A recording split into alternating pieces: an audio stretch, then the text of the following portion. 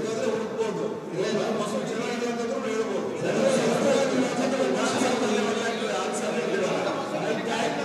ಅಲ್ಲ, ನಾನು ದುರುದ್ದೇಶ ಇದೆ ಅಂತ ಹೇಳಿಲ್ಲ. ಪಟ್ಟಿ ಮಾಡುವಾಗ ಜನಪ್ರತಿನಿಧಿಗಳನ್ನು ವಿಶ್ವಾಸಕ್ಕೆ ತೆಗೆದುಕೊಂಡು ನಾವು ಸೇರಿದವರು ಎಲ್ಲ ಅಭಿಪ್ರಾಯ ಕೋಮುಗಳಿಗೆ ನಿಲ್ಲಬೇಕು, ಶಾಂತಿ ಕಾಪಾಡಬೇಕು, ಶಾಂತಿ ನೆಲೆಸಬೇಕು.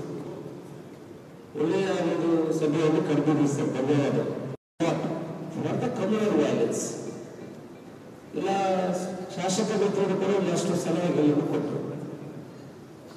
ನನ್ನ ಪ್ರಕಾರ ಈಗ ಕೆಲವರು ಅಭಿಪ್ರಾಯ ವ್ಯಕ್ತಪಡಿಸಿದ್ದಾರೆ, ಇದರಿಂದ ಇಲ್ಲಿ ಬಿಸ್ನೆಸ್ಗೆ ಇಫೆಕ್ಟ್ ಆಗುವುದಿಲ್ಲ, ಇಲ್ಲಿಂದ ಯಾವುದೇ ತೊಂದರೆಗಳಾಗುವುದಿಲ್ಲ, ಅವರವರ ಅಭಿಪ್ರಾಯಗಳನ್ನು ಹೇಳಿದ್ದಾರೆ. ನನ್ನ ಅಭಿಪ್ರಾಯ ಪ್ರಕಾರ ಈ ಕೋಮು ಗಲಭೆಯಿಂದ ಇಫೆಕ್ಟ್ ಆಗಿದೆ. ನನ್ನ ವೈಯಕ್ತಿಕವಾಗಿ ನಾನು 1 ಲಕ್ಷ ಸ್ಕ್ವೇರ್ ಫೀಟ್ ಒಂದು ಬಿಲ್ಡಿಂಗ್ ಮಾಡ್ತಾ ಇದ್ದೀನಿ ಸರ್. ಒಂದು 800 ಸೀಟಿಗೆ ಒಂದು ಫಾರಿನ್ ಕಂಪನಿಯವರು IT ಇಂಡಸ್ಟ್ರಿ ಅದಕ್ಕೆ ಸೈನ್ ಮಾಡಿದ್ರು ಸರ್. 1 ವರ್ಷದ ಹಿಂದೆ ನಾನು ಕತ್ತಲಿಕ್ಕೆ ಶುರು ಮಾಡೋದ್ರೆ ಸೈನ್ ಮಾಡಿದ್ದಾರೆ. ಈ ಕಮಲದ ಬೆಳೆದು ಯಾವಾಗಲೆಲ್ಲ ಆಗಿದೆ, ಈಗ ನನಗೆ ಈಗ ಬೇಡ, we are planning to shift our proposal ಅಂತ ನಾನು ವೈಯಕ್ತಿಕವಾಗಿ ನನಗೆ ಮೇಲ್ ಹಾಕಿ ಅದು ನಿಲ್ಲಿಸುವಂಥ ಕೆಲಸವನ್ನು ಮಾಡಿದ್ದಾರೆ. ನೀವು ಸುಬ್ರಹ್ಮಣ್ಯ ಮತ್ತು ಧರ್ಮಸ್ಥಳಗಳೆಲ್ಲ ನೋಡ್ಬೋದು. ಆ ಕಮಲದ ಗಲಭೆ ಆಗಿರೋ ಸಮಯದಲ್ಲಿ ಅಲ್ಲಿ ಯಾರು ಭಕ್ತಾದಿಗಳು ಇಲ್ಲ, ಒಂದು 10-15 ದಿವಸ ಅಲ್ಲಿ ಭಕ್ತಾದಿಗಳು ಇಲ್ಲ. ಇಡೀ ಕರ್ನಾಟಕದಲ್ಲಿ ಇದು what I mean to say is it will affect everything. ಆನಂತರ ಇನ್ನೊಂದು ನೋಡಿದ್ರು ಅಂತ ಹೇಳಿದ್ರೆ, ಕೆಲವರು ಹೋಗಿದ್ರು ಶಾಂತಿ ಸಭೆಗಳನ್ನು ಮಾಡಬೇಕು, ಪಂಚಾಯತಲ್ಲಿ ಮಾಡಬೇಕು, ಇಲ್ಲಿ ಮಾಡಬೇಕು, ಎಲ್ಲರಿಗೂ ಸೇರಿಸಬೇಕು, ಗಲಾಟೆ ಮಾಡುವವರು ಯಾರು? ಕೆಲವರು ಸ್ವಯಂ ಘೋಷಿತ ಭಾಷಣ ಮಾಡುವವರಿದ್ದಾರೆ. ಸ್ವಯಂ ಘೋಷಿತವಾಗಿ ಭಾಷಣ ಮಾಡುವ ಎಲ್ಲಿಂದ ಬರ್ತಾರೆ, ಏನೇ ಬರ್ತಾರೆ, ಇಲ್ಲಿ ಓದಿಬಿಟ್ಟು ಬೆಂಕಿ ಹತ್ತಿರ ಹೋಗ್ತಾರೆ. ಆಗ ಈ ಅನ್ಎಜುಕೇಟೆಡ್, ಎಜುಕೇಶನ್ ಸ್ವಲ್ಪ ಕಡಿಮೆ ಇರುವಂಥವರು, ಈ ಕೆಲವರು ಧರ್ಮದ ಬಗ್ಗೆ ಆದಷ್ಟೊಂದು ಆಸಕ್ತಿ ಇದ್ದವರು ಪ್ರೇರೇಪಿತರಾಗ್ತಾರೆ. ಅದಕ್ಕೆ ಉತ್ತೇಜನ ಕೊಡುವವರು ಇದ್ದಾರೆ ಸರ್. ಧರ್ಮಕ್ಕೆ ಅಂತ ಮಾತ್ರ ಮಾಡೋಲ್ಲ, ನೀವು ತಿಳ್ಕೊಳ್ಬೇಕಿದೆ. ಇದಕ್ಕೆ ಫೈನಾನ್ಸ್ ಮಾಡೋರು ಕೆಲವರು ಇರ್ತಾರೆ, ಇವರ ಹಿಂದೆ ದುಡ್ಡು ಮಾಡೋರು ಕೆಲವರು ಇರ್ತಾರೆ, ದುಡ್ಡು ಕಲೆಕ್ಷನ್ ಮಾಡೋರಿಗೆ ಅವರ ಅಕೌಂಟ್ ಅವರ ಲೀಗಲ್ ವಿಚಾರಗಳನ್ನು ತಿಳ್ಕೊಳ್ಳೋರು ಇದ್ದಾರೆ. ಇದನ್ನು ಮೂಲದಿಂದ ಕಿತ್ತು ಹಾಕಬೇಕಿದ್ರೆ ಯಾರು ಅವ್ರನ್ನ ಫೈನಾನ್ಸ್ ಮಾಡ್ತಾರೆ, ಯಾರು ನಾನು ಹಿಂದೂ ಆಗಲಿ ಕ್ರಿಶ್ಚಿಯನ್ ಆಗಲಿ ಹೇಳ್ಬಿಟ್ಟು ಒನ್ ಪೀಸ್.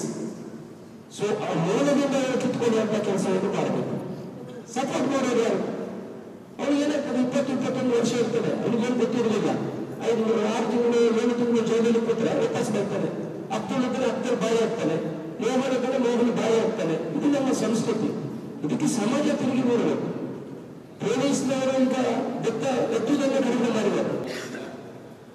ಶಾಂತಿ ಮತ್ತು ಸೌಹಾರ್ದತೆ ದೋರ್ ಇಂಟರ್ ಕನೆಕ್ಟೆಡ್, ಎರಡು ಬೇರೆನೇ ವಿಷಯ. ಶಾಂತಿಯನ್ನ ನೀವು ಲಾ ಅಂಡ್ ಆರ್ಡರ್ ಮೂಲಕ ಏನಾದರೂ ತರಲಿಕ್ಕೆ ಪ್ರಯತ್ನ ಮಾಡಬಹುದು. ಸೌಹಾರ್ದತೆ ಇಡೀ ವಿಶ್ವದಲ್ಲಿ ಎಲ್ಲೂ ನೋಡಿದ್ರು ಸಹ it's a philosophical issue. Sudden ಆಗಿ ಮತ್ತೊಂದು ನಂಬಿಕೆಯವರ ಬಗ್ಗೆ ನಿಮಗೆ ಭಾವನೆಗಳು ಒಳ್ಳೆಯದಿದ್ರೆ ಅವರ ನಂಬಿಕೆಗೆ ಗೌರವ ಕೊಟ್ಟರೆ ಮಾತ್ರ ಸೌಹಾರ್ದತೆ ಬರ್ಲಿಕ್ಕೆ ಸಾಧ್ಯ. ಇಲ್ಲದಿದ್ದರೆ ಅದು ಖಾಲಿ ಭಾಷಣದ ವಸ್ತುವಾಗಿ ಸೀಮಿತವಾಗ್ತದೆ. ಸೌಹಾರ್ದತೆಯನ್ನು ಅಷ್ಟು ಸುಲಭದಲ್ಲಿ ತರಲಿಕ್ಕೆ ಸಾಧ್ಯ ಇಲ್ಲ. ಪ್ರಾಚೀನ ಭಾರತದಲ್ಲಿ ಆಗಿರ್ಬೋದು, ಮತ್ತು ವಿಶ್ವದಲ್ಲಿ ಎಲ್ಲೂ ಸಹ ವರ್ಕೌಟ್ ಆಗ್ತಾ ಇಲ್ಲ. ಯಾವ ಭಾರತದಲ್ಲೂ ಆಗಿಲ್ಲ, ಯಾವ ಪ್ರಪಂಚದಲ್ಲೂ ಆಗಿಲ್ಲ. ಒಳ್ಳೆಯ ಸರ್ ನಿಮಗೆ ನಮಗೇನಂತ ಹೇಳಿದ್ರೆ ಸೌಹಾರ್ದತೆ ಅಂತ ಹೇಳಿದಾಗ ಹಿಂಸಾತ್ಮಕವಾದಂತ ಘಟನೆಗಳು ಅದು ಶಾಂತಿ ಬರ್ತದೆ ಸರ್. ಮತ್ತೆ ಜನಸಾಮಾನ್ಯ ಬದಲಾವಣೆ.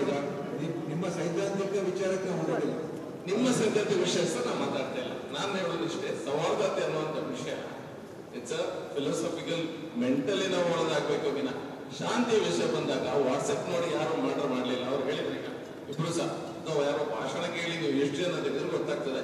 ಹೋಗಿ ಭಾಷಣ ಕೇಳಿ ಮತ್ತೊಂದು ಮರ್ಡರ್ ಮಾಡ್ಲಿಕ್ಕೆ ಹೋಗ್ಲಿಲ್ಲ. ಆದ್ರೆ ಕಮಿಷನರ್ ಅವರು ಮತ್ತೆ ಏನು ಸ್ಟ್ಯಾನ್ಸ್ ಅಂತ ತಗೊಂಡಿದ್ದಾರೆ ಒಳ್ಳೇದಿದೆ. ಸುಳ್ಳು ಸುದ್ದಿ ಹಬ್ಬಿಸುವಂತದನ್ನ ತಡೀತಾ ಇದ್ದಾರೆ, ಒಳ್ಳೆ ವಿಷಯ.